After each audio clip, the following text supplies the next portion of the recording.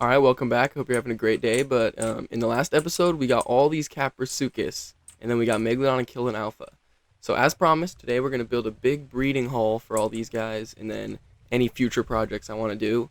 And then we're going to get breeding on these guys. So let's check the stats first. All right, so the best health is this girl right here with 53, and then the best melee is this girl right here with 50. All right, so right in this crate, we've got a million resources that we farmed up off camera. Alright, so I feel like we don't have enough room in our little homestead to build this. Kind of a big project. So I think, alright, so what we're going to do to fix that is we're going to build a bridge right up here, and then right on this plateau, we'll go ahead and start our building. So let's get started with that bridge. Alright, so the first step in the process is going to be to place the exit. Boom, perfect. So this is going to be the exit to our little compound. And then the bridge is going to start there, and then it's going to come all the way up to this plateau up here. It's going to be pretty long, but I think it'll work out. Alright, so we've got 100 ceilings and 56 foundations, and if you're wondering why it's like special, it's because we have the mod on that ceilings count as foundations here. So it's just a quality of life thing, but yeah, we'll probably pillar down anyways just because it looks a million times better with the pillars, but yeah. Those 100 ceilings just got us across the gap, but we gotta get all the way up there, so we're gonna need a lot more ceilings. Alright, so this is what the shape of the actual pathway is gonna look like. We are gonna add supports and pillars and stuff, don't worry, it's gonna make it look much better. But yeah, this is the current look. Alright, so now I've added a little bit of a railing to it, and I think it looks really good. It's one wooden railing and then an upside down wooden railing on top of it. So yeah, I like it. But I might take one strip down the middle and make it wood, just so there's a little more variation and it doesn't seem as flat in stone. So we're going to do that real quick. Alright, boom, just like that, I think the bridge is all finished up. So yeah, so now if we ever have some big dino like our boss dino or something, we're done breeding, we can walk it down. We can walk it up. It also just kind of, it'll look better. It'll keep the breeding thing from being just like completely separate from our actual house. But yeah, I think it looks pretty good.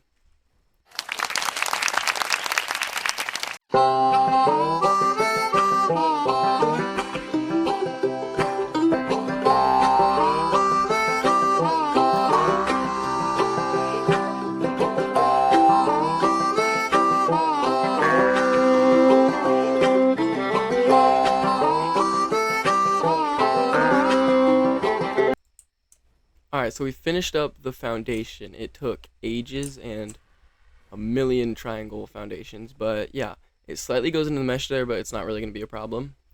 And I'm not picking up everything to move it slightly over. But yeah, I think it looks big enough. If we fly our RG down here, I mean, you could fit plenty of RGs over on a wall, so yeah, I think it'll be big enough for boss creatures when we need it, and definitely big enough for Capros right now. So yeah, we're going to get started on the walls.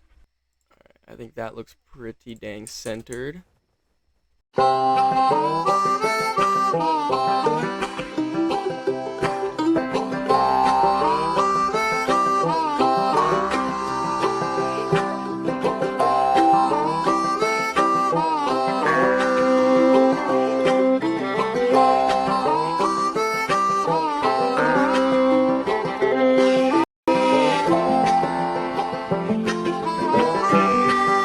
Alright, so we've got the first ring of great walls done.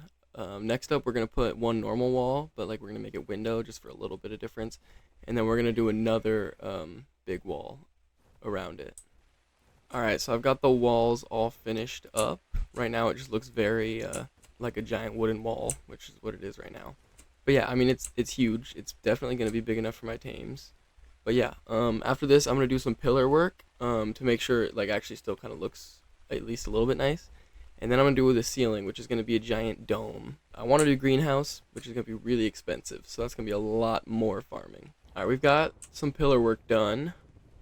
Yeah, I mean, it definitely makes it look more like an actual building and not just a giant wooden circle. But, I mean, it's still a little bit blocky. I think the dome on top will make it look a lot better after we do a million hours of farming. But yeah, I mean, the inside definitely looks really good. I'm going to be spending a lot of time here, so I do hope it ends up looking good. I mean, there's definitely enough room to do breeding of, honestly, probably multiple animals or multiple lines at a time. So that's definitely good. I could even do multiple layers. But yeah, we're just going to get an oviraptor, an egg incubator and stuff in there, and then we'll be good to go. Yeah, next up, we just got to make a ton of greenhouse roofing. So it's going to be a lot of grinding and resource gathering. So let's do that now. Alright, we are back. We've farmed 3,386 metal, 1,000 or 12,619 crystal, and then 1,628 paste. I'm sitting here and placing all these ceilings. It's an ungodly hour right now, so I'm stuttering, and I'm just thinking like this better be worth it because this is so much farming. Except every layer we need slightly less to go around, but this is going to be an ungodly amount of farming. But I think once we're inside looking out, it's going to be worth it.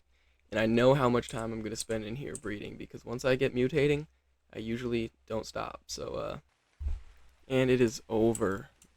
Oh my goodness, the farming and stuff, it is finally over. But I think it definitely paid off going for that pattern. Um, yeah, I think it looks. I honestly think it looks good. People might make fun of it or whatever, but I don't really care. I think it looks good. I definitely think going for the 2 up 2 in pattern was much better than just the straight up. But yeah, definitely some lighting. Oh yeah, see, I like that. I like that a lot. I'm gonna be looking at that a lot because I'm gonna spend a lot of time breeding. Anyways, I do like the lighting. When it's sunny, these are gonna bring in some like cool looking rays. That's why I did that. It's like super cool looking. But so yeah, I'm getting an oviraptor. I'm getting an egg incubator. I don't really think I need Dimetrodon. I usually do get them, but because of the egg incubator, I don't think I have to. Oh yeah, also troughs. We're gonna need troughs for sure.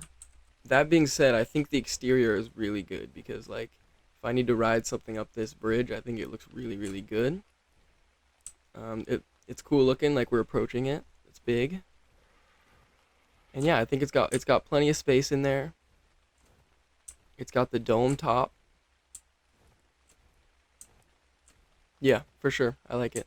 First of all, we're going to need to get a whole new windmill, so let's immediately do that.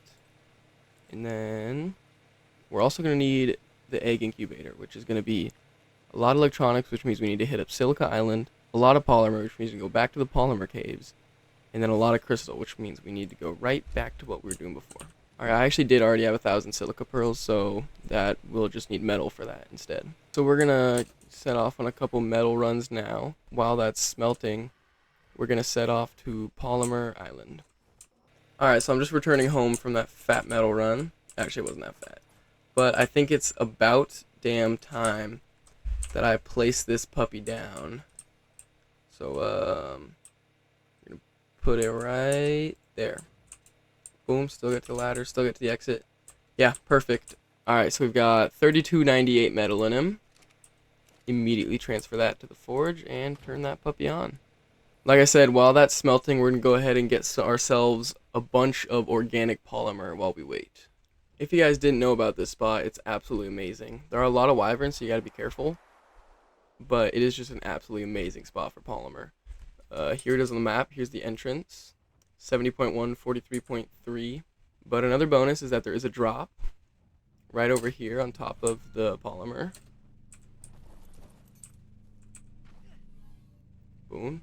So you can just harvest that up with a sickle and it'll give you so much polymer. Alright, so now all we need is the electronics, metal, and crystal. And if you did not know, there's also a crystal cave in the desert, which is very close to where I live, right here, 59, 58.5. And boom, just a ton of crystal in here. That's where I got it all for the greenhouse. Throw that metal in there, and just like that, we've got ourselves the egg incubator. This thing makes mutating so much easier. It's a total game changer. It makes your life a bajillion times easier when trying to get mutations. And boom, during the daytime, it is just still so light in here. I think it still looks really good. So we'll put that right here. And then we'll go same story with the troughs. We'll put them right behind, just right in the middle. That way, they'll reach kind of the hole. Boom. Oh my goodness. That looks calculated. It perfectly reaches the entire room. Alright, so they just laid their first egg, and it looks like the incubator did not pick it up. So we're going to need to go and get ourselves an oviraptor real quick. Did we just get a mutation on our very first egg? Oh my goodness, we just got a health mutation on our very first egg. What in the world? Alright, let's go. That's insane. So we've got our health line. Alright, we're going to use this level 95 ice egg and this level 95 poison wyvern egg. I think I see another Dillo, yeah. What are you? Holy shit. Okay.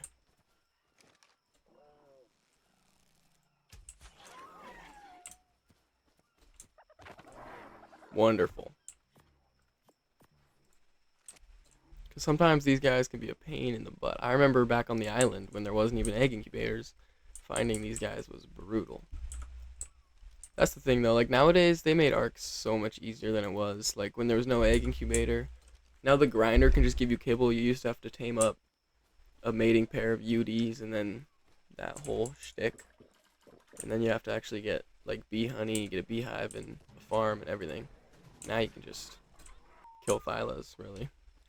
Anyways, that's the end of my little spiel. Alright, so we're gonna go ahead and hatch this guy. Twins? Oh my goodness. Okay, I'm just popping in to clarify something real quick. But, so for a while I thought that it was telling me there was a mutation, but there actually wasn't. I thought it was the egg incubator's problem, but really it was the spyglass mod's problem. So we actually did get this mutation, and I figure out for a long time, I sit there trying to figure out, oh, why don't we actually have the mutation? But it's because this spyglass doesn't show the stat.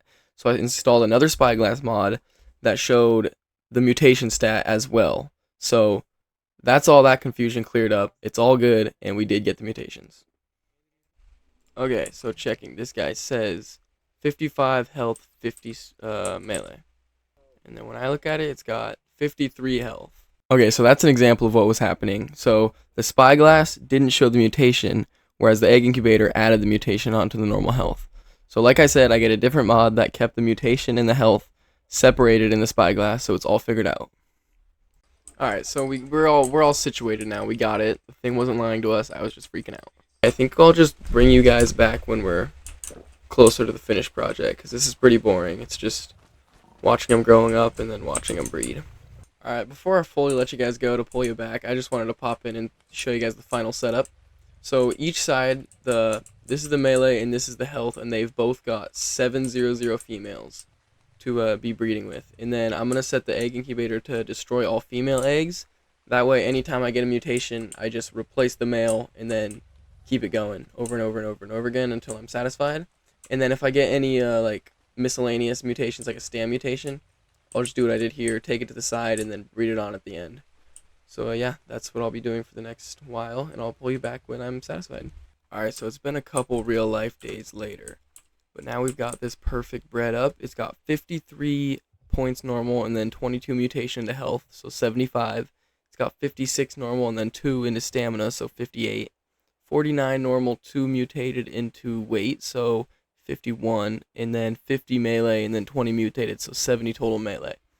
I'll show the actual percentages in health after I imprint the baby, because that's what it'll end up being, but yeah, we've got this cool purplish color on top that we're going to breed onto this beautiful yellow and white bottom. And then over here, we got this guy. He's got super cool blue all top. I was thinking about combining the yellows, but I think it just looked dumb. But then we've got this guy with the perfect stats, and then an orange bottom that we're going to add to the top blue. It'll be like the Florida Gators. So yeah, we're just going to go ahead and combine them together and then do some imprinting. And boom. Yes, he's beautiful. So if you look at him, he's got all the colors we wanted. And then if you look at him stat-wise, he's got everything except the only thing he doesn't have is the weight mutation. But I think we're going to be able to do just fine with 2 less points into weight. He's going to want cooked meat jerky, though. I might have to cryopod him for a while. Alright, so I just looked it up and it says it takes 36 minutes. So we're going to go up and see if we can't breed up our other Capro while we wait. Oh, here we go. We got the colors and I believe the stats as well here. Alright, it's kind of dark so you can't see super well, but yeah, I think she looks really nice. And then we've got all the good stats, and then she just wants cooked meat. So we can do her right now. So let's fly on back home and get that meat. Oh, perfect. So it had been 36 minutes. So let's get all my cooked meat and then some cooked jerky, and let's return home. Or, I guess, return to my breeding pen. Perfect. She recognized me as myself this time. And boom, there's Juvenile Florida. Fully imprinted up. First things first, I think I'm going to name it Mark. If you get the reference, let me know. And boom, fully imprinted. So if we take a look at the stats, 3840 health, which is really good for a Kaprosuchus, 2380 stamina, 6000 food, doesn't matter, 277 weight, I mean really low because it's a Capro, but, and then 537.4% melee. So yeah, we're gonna get this guy all leveled up. He's gonna be our main caving mount, and then this will be our backup caving mount. Alright, so they're both all grown up. The yellow one was level 290, this one's 299, but I just want to point out the sheer amount of Kaprosuchus it took. I mean, we've got this whole army over here, got a couple of these guys, we got all the 0-0 females. So yeah, it just took a lot of Kaprosuchus to get it done, but now it is done. Alright, so after this, I decided I wanted to take him out and do some leveling. So I really just took him out to the beach. I killed anything I could find, Ceratos, Brontos, T-Rexes. And then after that, I decided to take him home, and I unclaimed every single Kaprosuchus that I'd used throughout the entire breeding process, and I hopped on Mark and I killed all of them. I mean, he just massacred all of them. Obviously, they were on passive, but yeah, that ended up getting me another 9 levels, which made him pretty powerful in the end. It brought him up to 8,402 health, and then just under 873% melee damage. So yeah, I mean, he's definitely a force to be reckoned with now. That being said, guys, it is going to do it for this episode. It took about a week real life time to make, but yeah, stay tuned for the next one. We're going to go ahead and tame up our boss creatures, and we're going to do it in a super unique way that I've never seen done before in my whole Ark media consumption, which is probably way too much. But yeah, that being said, I mean, like and subscribe if you enjoyed it, and if you didn't, I guess dislike, leave me a hate message, I don't know, anything for engagement, I guess, nowadays. So yeah, have a good one.